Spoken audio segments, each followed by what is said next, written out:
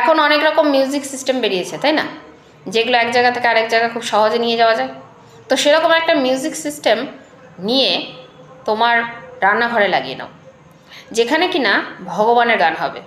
সেটা তুমি তোমার ইচ্ছা মতো গান সিলেক্ট করে নিও, বা এখন ফোন থেকেও ব্লুটুথ কানেক্ট করা যায়, সেরকম একটা কিছু বাজাতে থাকো, আর তুমি তোমার রান্না করতে থাকো।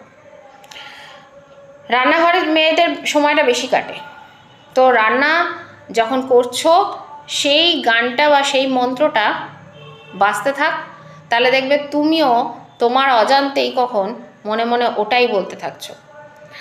আর ওইটা বলতে বলতে বা ওই গানটা শুনতে শুনতে উচ্চারণ করতে করতে তুমি যখন রান্না করবে না, তখন সেই রান্নার মধ্যে একটা আলাদা পজিটিভিটি আসবে, আলাদা ভাইব্রেশন আসবে, যেটা থেকে সেই রান্না যারা খাবে তাদের মধ্যে কিন্তু একটা মানে অসীম শক্তি আসবে।